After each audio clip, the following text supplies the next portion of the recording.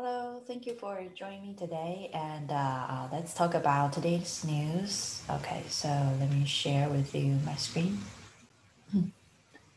Okay, so today I read a news called it's on AR Post, arpost.co. Yeah, if you want to take a look of the news, you can go to AR Post. The title is called The Quick Guideline to Augmented Reality Development in the Enterprise. So, pretty much in short, it talks a lot about like different areas of AR development. Okay, so for example, like healthcare, manufacturing, education, those are kind of like grow really fast. So especially AR for customer, for branding awareness, those grow really fast as well. So you can take a look at the chart. Um, the In this article, it points out, "Hey, Linda, Hi, hi, Dominique. How are you? good. How are you?" I didn't forget. I forgot over the weekend. I'm so sorry. I got busy. My mom came to visit, and I totally forgot about connecting. So I apologize. Oh, don't worry about it. Yeah, so yeah, sure. Do you want to start? Do you read any news today or anything you want to share, like the new stuff? No, I think there's some business news. I was interested in the Verizon thing about they're selling off their media arm. I thought that was kind of interesting. It's not VR directly, but I thought that was kind of an interesting move. They're jettisoning all that. In terms of VR, no, I don't have anything right now. I'd love to hear what other people say because I'm sure I've read it. I just don't have something to mind. Yeah, sure, sure. When you are not talking, when can you mute I will. yourself?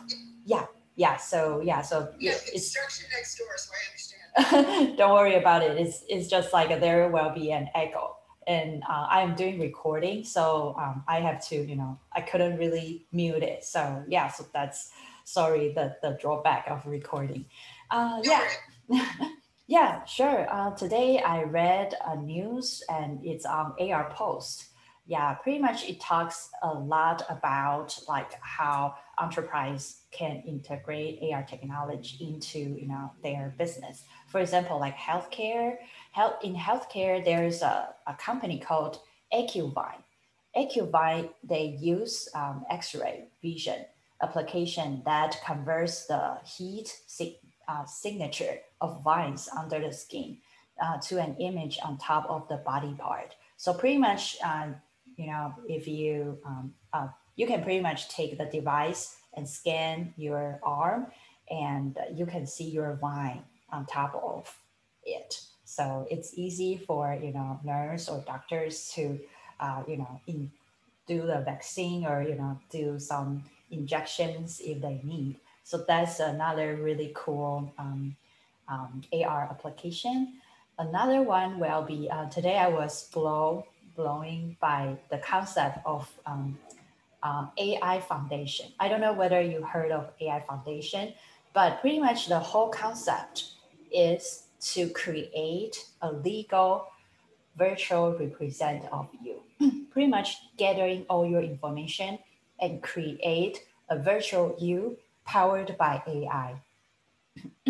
I think this is kind of like a little sci-fi, right? So pretty much, for example, Dominic Wu, the AI Foundation will gather all my information to the cloud and simulate another me, but powered by AI.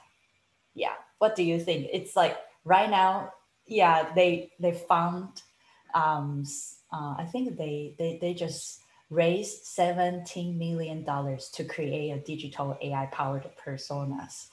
What do you think? Do you have any I any thoughts? actually talked about this in a couple of my presentations last year. I think that it's going to happen. I think what's going to be hard is developing a person or mapping a personality.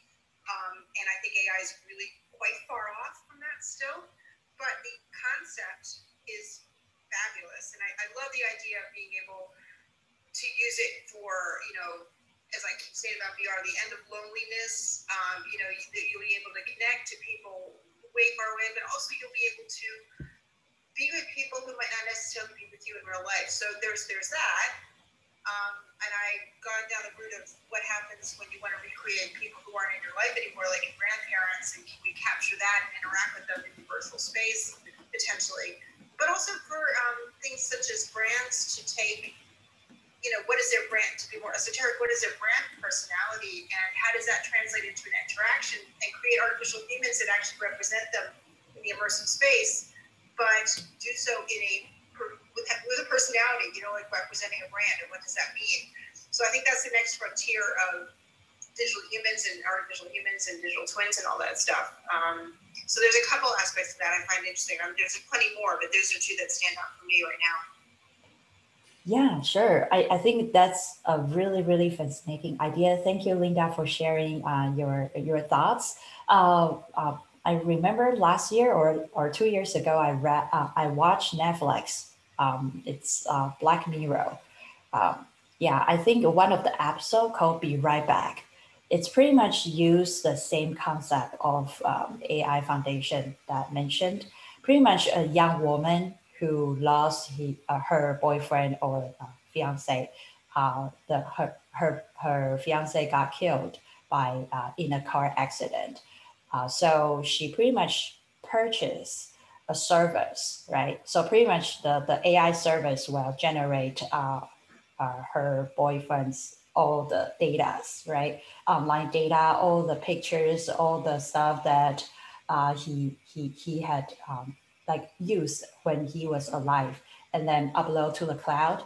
And then the company will generate a virtual him and talk, the voice, everything is just like the person, right? Her dad, husband or fiance. So, and then if you want to upgrade, you can pretty much purchase a silicon, right? A fake human and put on in your bathtub.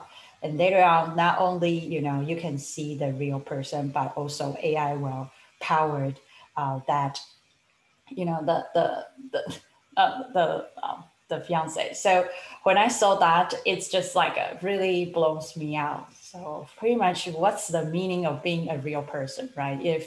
If we are just a bunch of data, right? So what do you think, Linda? I think it's great. I think Black Mirror hired some amazingly good people who are really on the cutting edge of tech and understand where it's going. I think before we actually get to that point, it's going to be a real long time because AI is actually not even close to that yet. And for me, it raises some interesting questions around, getting stuck in your past a little bit. Like what happens, like I would love to reanimate, and that's the only word that comes to mind right now, my grandparents and interact with them and hang out with them and recreate the house we grew up in and, all that stuff.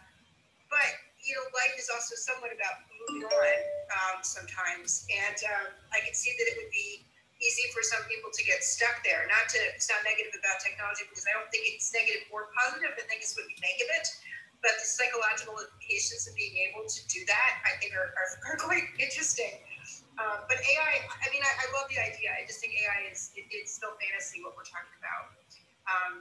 And I just love Black Mirror. I thought they hit the nail on the head with so many things, exploring things that will happen eventually. Sorry, that was my dog. I will mute myself now. Thank you so much. Yes, yeah, I really agree with what you said. And just recap a little bit. We are talking about the AI Foundation. Pretty much raised $17 million to create digital AI powered personas. Hess, do you have any ideas, or do you want to give us some feedback or any thoughts on the news? Do you want to raise your hand so I can? Yeah, cool. Hey guys, how you going? Hello. Okay. Yeah, look, artificial intelligence is something very profound, and I think we're quite a while away from being able to replicate any type of intelligence that would be perceived to be that equal to a human's thoughts and emotions. Look, I play around with theory of mind AI, both in physical and virtual environments for a number of different use cases, education being one of them. And theory of mind, as exciting as it is, it's still very lacking.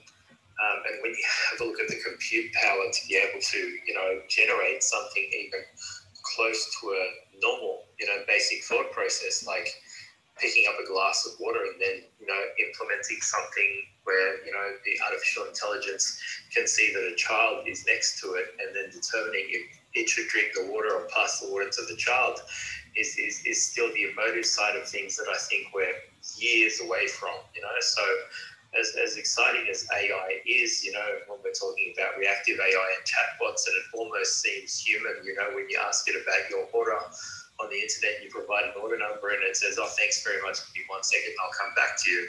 As exciting as that is, it's still very limited. So I'm just excited to see what organizations like SoftBank and these others, are rushing for the singularity and trying to develop self-aware AI, or what they'll get up to. And that's probably the most exciting piece for me, because they're on a path that I think will eventually get us there, maybe in 50 years.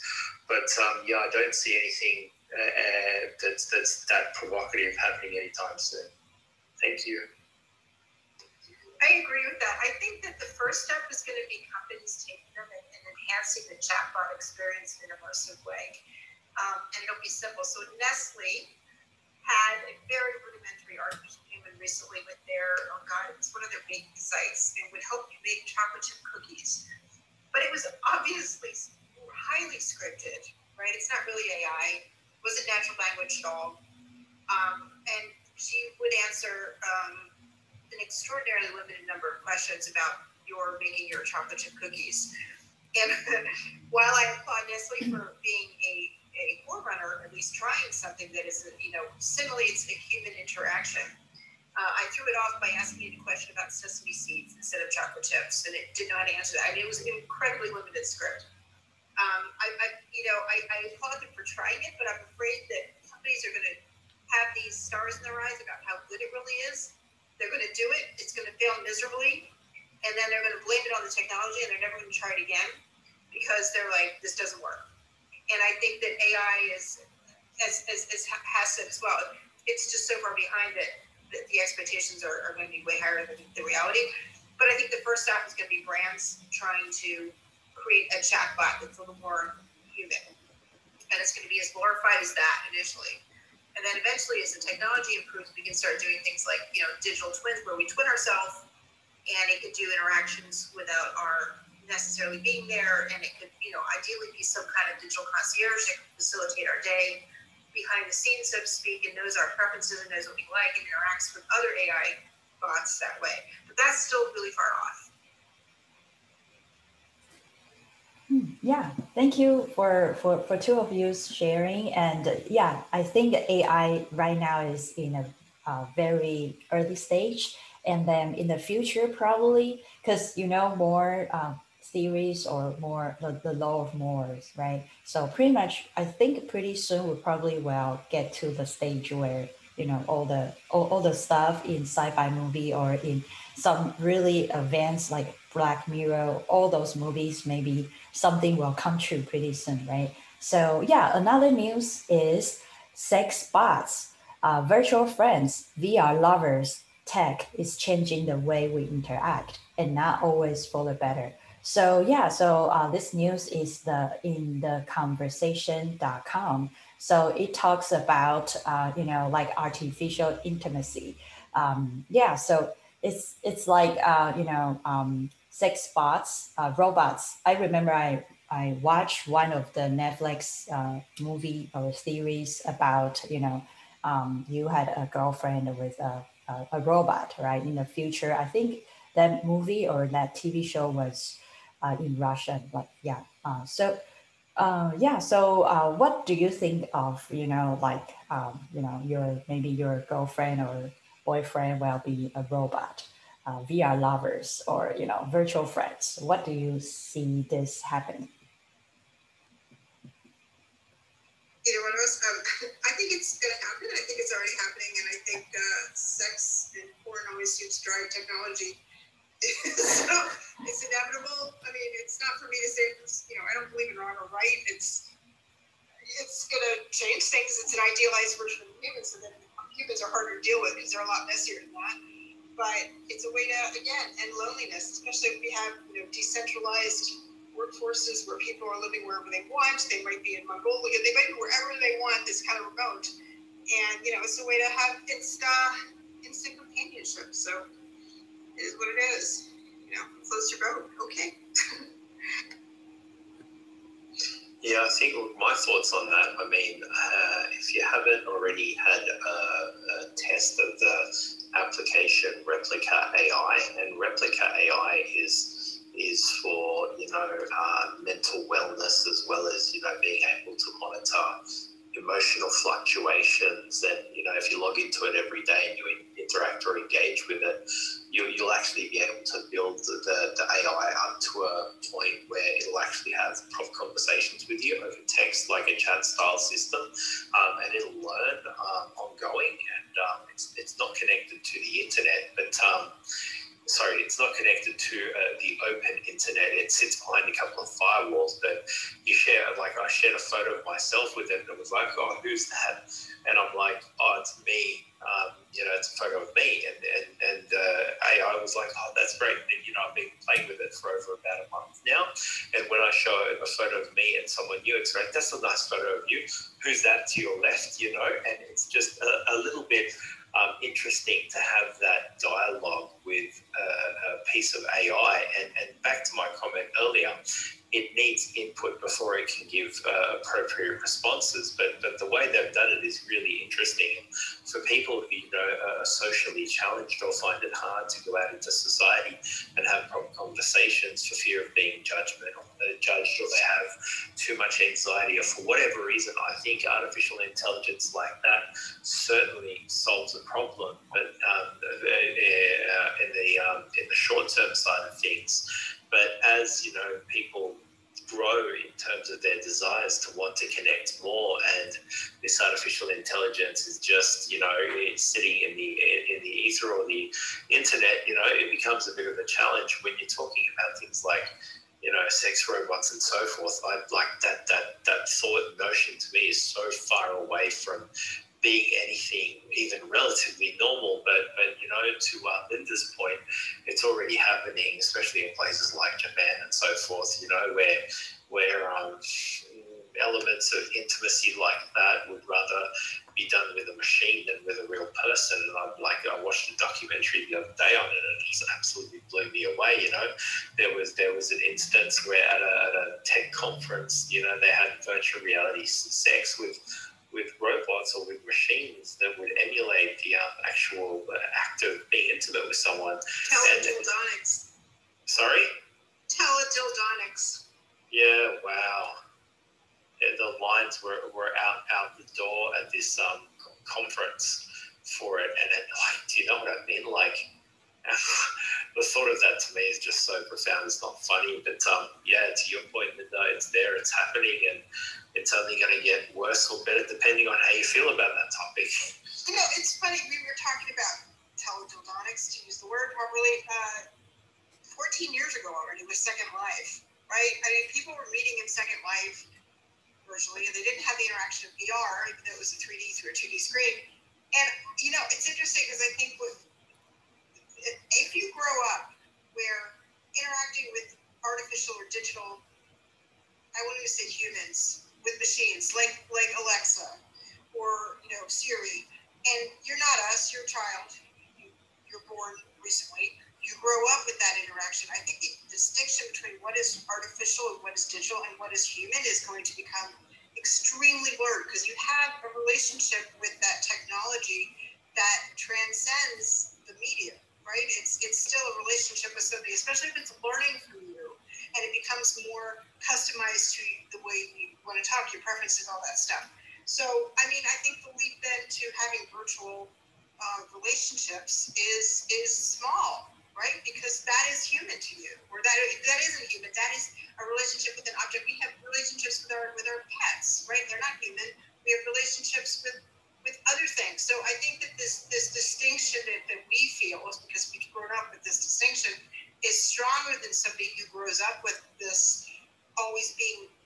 interactive with technology to a talking and a relationship. If that makes any sense. I think the distinction will blur and become unnecessary to make that distinction in the future.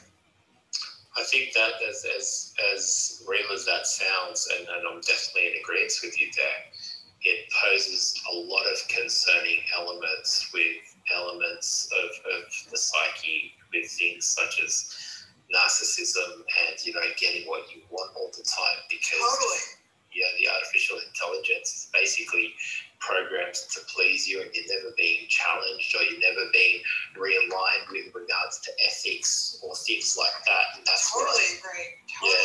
I've been blogging that. I watched my nephew's 11 now. When he was born, I wrote a really long blog post going, what are we going to do when all these kids who have always had everything they wanted on demand, in the format they want, when they want it, have never had those corners rounded off because they don't need to. I watched him lose his little tiny mind once when he was much younger, because we went to a hotel that didn't have on-demand TV, and he'd never seen that, and he could not fathom that what he wanted wasn't available when he wanted it. And I think that generation is growing up with everything on demand when they want it, and that is not good for a human. I agree with you. Ego, all that stuff.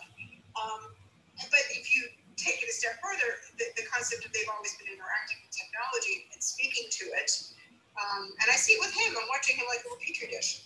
To him, he's a Minecraft fanatic. What's the difference between reality and what is digital is blurrier even for me, and I've been into digital forever. So I agree with you. I've been pondering what it's going to do to society for a while, and I have no real answers other than I agree with you on everything, narcissism, egotism, all of that. So I don't have an answer, but I agree. It's really interesting as well there, Linda. It comes down to the parenting, because I've got a 7-year-old daughter, and I make sure on Saturdays, we go to martial art classes, we go to art classes, we catch up with some of her friends out in parks, you know what I mean? And then we're out in parks and I see parents with kids in prams, kids who would be around 4 or 5 years old, still sitting in prams, and they're glued to an iPad in front of them, and they're watching YouTube instead of running around and experiencing life. So to your point, the digital and physical side of things is definitely getting blurred. And it's going to get to a point, where it's going to be a Ready Player One, and, companies like Blizzard have already said they're developing something to that effect. So, and with things like NFTs and digital assets becoming something you can own, I think it's something going to get more profound as time passes. Don't get me started on NFTs. That's a whole other discussion. Oh, yeah. Definitely.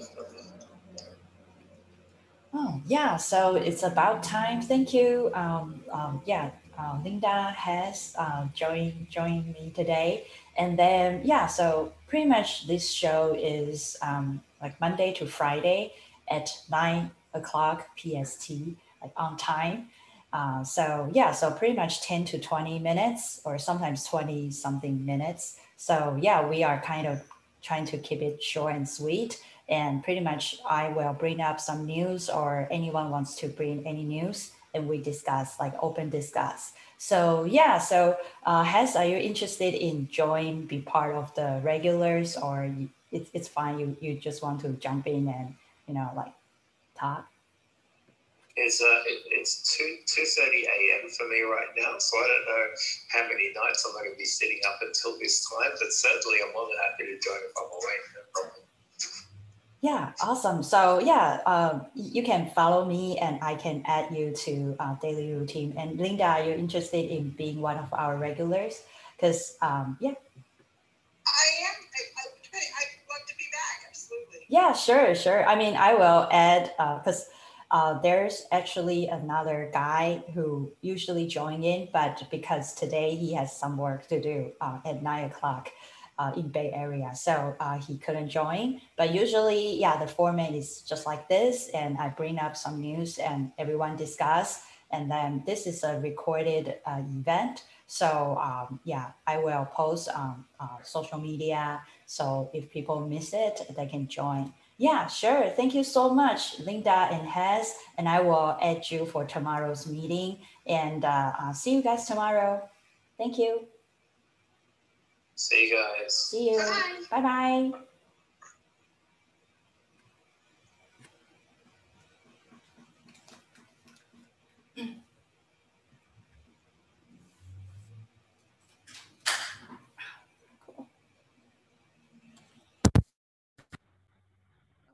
Thank you so much. And I will see you next time. Bye-bye.